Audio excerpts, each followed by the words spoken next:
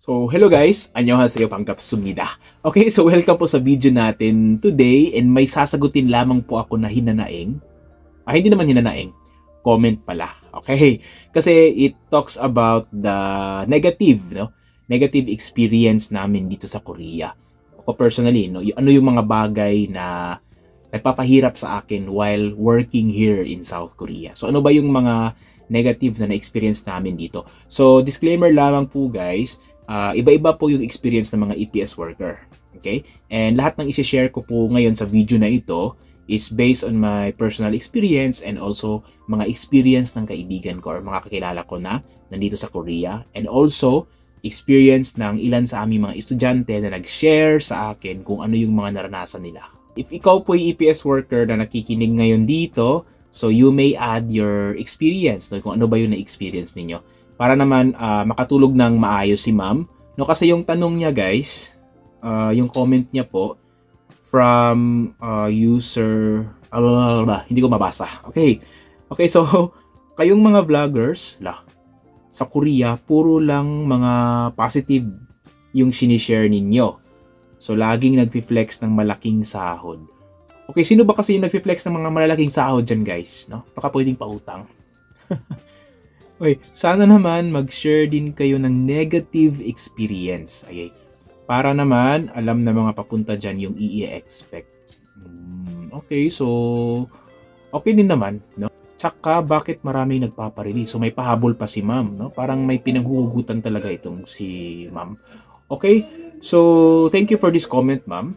Okay, sige po, let's talk about this. For me, in any order po ito guys ha. So, first is para sa mga papunta dito sa Korea, especially yung mga first timer. Ako homesick. Okay? So, alam naman natin talaga na homesick. So, it might be hindi nyo pa mafe-feel yan. Hindi naman lahat ng EPS worker na homesick kasi meron naman talagang EPS worker na ayaw na talagang bumalik sa Pinas. Okay? But for those mga may pamilya, may anak, ganun, may minamahal talaga sa Pinas, Talagang family-oriented na tao. Kumbaga, attached sa family, attached sa nobya or nobya, ganun. So, you will feel homesick talaga. So, ganito yan. Pag first timer talaga, alam ko na puno tayo ng excitement, Alam ko din yan, guys, kasi dumaan din ako sa ganyan. Puno ng excitement. Ano kaya yung Korea? Ano kaya maganda yung Korea, ganun. So, kumbaga, hindi natin maiisip, parang nalilimutan natin lahat kasi yung nangingibabaw sa ating feeling is all about excitement. Okay? So, pag once bumaba or nawala na yung excitement kasi naranasan na natin kung paano mamuhay dito, so that's the time na mararamdaman natin yung homesick. So, that's my personal experience. Ako guys, mahigit 1 taon na rin ako dito and until now, inaatake pa rin po ako ng homesick. May mga bagay din kasi akong gustong gawin sa Pinas. Although guys, I'm happy what am I doing here. So, masaya naman ako sa ginagawa ko dito. Marami namang mga benefits na nagagawa or na-avail ko dito. Hindi ko talaga maitatago na kapag homesick talaga yung umatake sa akin, talagang may times talaga na nagmumukmuk ako dito sa kwarto. Iniisip ko yung mga bagay sa Pinas. May times na gusto kong umuwi na talaga, but hindi pa pwede kasi meron pa akong dapat gawin dito. So may mga times na ganun. Okay? So kaya minsan nililibang ko na lang yung sarili ko. Kumbaga naghanap ako ng mga pwede kong pagkabisihan habang nandito ako. You may feel homesick, lalo na kapag period of adjustment, kapag bagong dating dito. Okay, may iilan ako na nakausap na ganun yung experience. Another one is adjustment sa language at sa culture.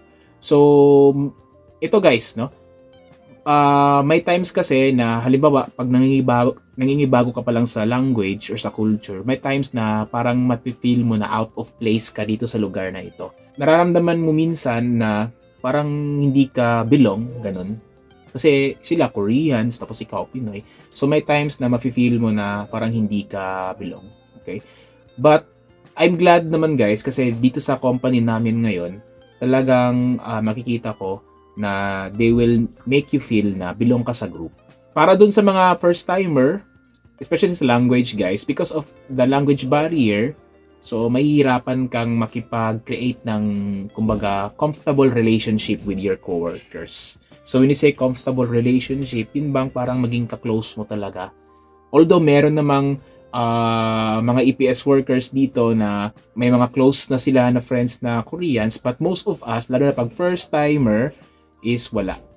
Okay, ako kasi guys, no, honestly, hindi kasi ako, kumbaga, hindi ako friendly type. Hindi ako talagang yung nangunang mag-friends tayo. I'm more on the side na medyo tahimik ako. And then maging madaldal lang ako sa mga friends ko. Seryoso na type. Pag nakikita na parang laging seryoso yung sinik. But sa mga kaibigan ko talagang madaldal ako. So, depende rin po kung gaano tayo ka-close. Hindi ako, kumbaga, hindi ako yung talagang nangungunang gumawa ng move para makipag-friends. So, yun yung kasi yung personality ko, guys. Honestly. Okay. Number 3 is, maliit ang tingin nila sa ating mga Pinoy. Pero hindi naman lahat ha. Pero mostly, marami talaga. Hindi natin ma-deny na most of them, many of them, mga Koreans, maliit talaga yung tingin nila sa atin, mga foreign workers, especially mga Pinoy. Kasi that's the image na nasa isip nila. Pag sa Pinas, medyo mahirap na country, no? Hindi lahat nakapag-aral, ganun. So may mga negative image. So maliit ang tingin nila sa atin, guys. With that being said, may times na halimbawa sa loob ng work, ito mga first timer, talagang, kumbaga, iba kasi sila guys, kapag halimbawa nakita nila na mali yung ginagawa mo, may times talaga na sisigawan ka, ganun. So, common po yan dito sa Korea. Halos lahat, no? Halos lahat, dumaan talaga sa sigawan. Sisigawan ka, mumurahin ka. Okay, so alam na ninyo yung mga mura na words, di ba? Sa mga EPS workers na bago dito, alam ko po kung ano yung mga words na una ninyong natutunan sa loob. Yun po yung mga mura, usual. Okay. So natural lamang po yan. If ikaw po ay medyo mahina yung loob mo, kumbaga hindi ka sanay na ganon. Kasi tayo sa Pinas, di ba, hindi naman tayo sanay na sa ating culture, nagtitimpi tayo. Okay? But dito sa Korea, walang timpi-timpi. Talagang pag nagagalit, talagang magagalit talaga yan. No? Sisigaw, ganun, bumurahin ka. I had experience about that, guys, nung una kong company. Kasi pangalawang company ko na po ito. So, sa unang company, that time, kasi sira-sira yung makina namin. So, talagang high blood na high blood yung superior namin. So, ayun, sinigawan kami. And timing, ako yung nautusan. Tapos yung sumigaw siya. May pinahanap siya sa akin. Pasigaw, okay. So yun, medyo na-tense ako, no? Kasi ba't ganun? Sa normal days naman namin, normal days of working, kumbaga normal, hindi naman, mabait naman siya sa amin. But yung time talaga yun na parang dragon, na talagang pag nagkamali ka talagang parang kakainin ka na. So yun yung experience ko, guys. If ikaw po'y mahina talaga, parang nadadown ka. May times talaga na madadown ka, kasi nga dahil sa experience na yan. Okay. And talking about the experience of this, and so far guys, sa bago kong company, okay naman yung mga kasamahan ko. And I'm very blessed, no, sa trabaho ko po ngayon kasi nakita ko po talaga sa mga kasamahan ko na Koreans na they are being considerate sa amin. Ano lang, hinahayaan lang kami kung ano yung mga diskarte namin. Okay, so swerte, kumbaga. Okay? And based on the experience of my students na rin na nakausap ko, may iba na physical abuse, ganun, no? Kaya yung iba nagpa-release. Meron ding iba na, yun, normal lang talaga yung sigawan dito, guys. So, maaring hindi nyo pa yan mafe-feel sa mga hindi pa nakapunta dito. Pero pag once nandito na kayo at na-experience nyo na mismo, doon nyo pa malalaman na talagang, mahirap pala talaga. No? So, yung emotion talaga dapat matatag ka. Kasi pag hindi, ewan ko. Pero that's part of growing, guys. That's part of learning. That's part of making yourself become stronger. So take it as a challenge. And ano lang naman, they just want us to really learn. Kasi sa culture nila, guys, talagang ganun. No? So dapat mag-adjust tayo. Dito, may ibang company, guys, na malaki yung kaltas. sa bahay, pagkain, kuryente, no? So may iba naman libre, pero may iba hindi. Kaya din yung dahilan ng selos. That's the reason why yung iba talaga napupush na magpa-release, although hindi yan valid reason, hindi natin masisisi yung iba. Kasi dala na rin siguro ng kumbaga pressure sa loob ng trabaho, stress sa loob ng trabaho, tapos yun pa yung mga factors na maraming kaltas. So that is why hindi natin masisisi yung mga nagpa-release. Next, ito guys, no? Meron din ako na, hindi ko naman na-experience to, pero usually na-experience to ng mga kakilala ko. May mga katrabaho daw na Pinoy na pwede kang pag-initan or mga toxic na kasamahang Pinoy. Okay, ito. Glad, no? Kasi sa pagtatrabaho ko dito sa Korea, okay naman, no? Wala naman akong problema sa mga kasamahan kong Pinoy. Okay, ewan ko lang kung may problema sila sa akin, pero ako wala akong problema sa kanila. So, I'm happy with them, I'm comfortable with them. Meron din kasing iba na yung mga nauna sa company, sila yung, imbes na tulungan yung mga bago, sila pa yung tumulong na para ilubog ka. Kumbaga, ganun, pahihirapan ka. Ewan ko lang, hindi ko alam kung anong trip ng mga taong yon. Pero may mga nakakausap ako, nakakilala ko, may students also, na may problema sila sa kasamahan. Hindi sa Koreano, kundi sa kasamahang Pinoy mismo. It's a society kasi, so that is why marami kang iintindihin how to, kumbaga, create good relationship sa mga kasamahan mong Koreano, and at the same time, how to create good relationship sa kasamahan mong mga ibang lahi, Pinoy. Yun guys, no, expect that kung ikaw talaga ay matampuhin or kung ikaw is toxic din, no, napapunta ka dito, so maaaring hindi match. So maaari talaga magkaroon ng conflict. Next, may mga delikado na work.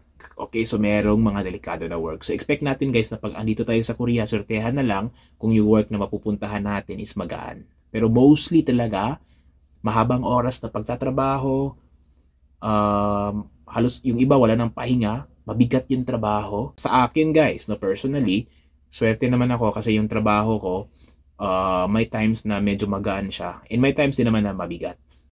You may experience racism sa mga public places. So may experience ba ako? One time, naka-experience ako sa store. Kainan yun guys, kainan. Okay, sa Shiktang, okay, restaurant. Kumain ako. Tapos sabi niya sa akin, pali-pali yung nagsiserve ng pagkain. Mainit pa yun eh, pali-pali daw. So gusto niya akong umalis sa restaurant. So nakita ko naman sa ibang upuan, marami pa namang bakante. Okay. So ewan ko lang, pero wala na ako magagawa. Hindi naman nagmamatter sa akin yung mga ganong experiences. Kasi sino ba naman sila? Hindi ko naman sila kilala. May iba naman na mababait. They will approach you. They will talk to you. But ako kasi guys, hindi ako masyadong nakikipag-usap sa mga hindi ko kakilala. Okay? So yun po yun guys. Yung mga na-experience ko po and also mga naririnig ko sa mga friends ko. So if ikaw po EPS worker, you may also share your negative experience. No? Para lang din naman maalam nila kung ano yung mga i-expect.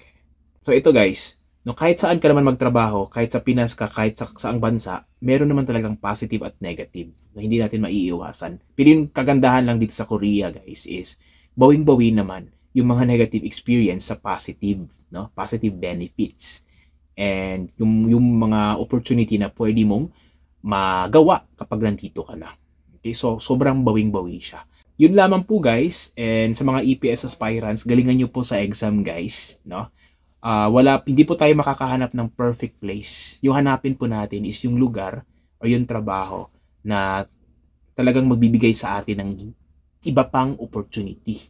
Okay, if feel ninyo na yung pagkukurya is mag-guide sa inyo sa mas maganda pang opportunity in the future, so gawin nyo na yung best niyo sa exam. And see you dito sa Korea.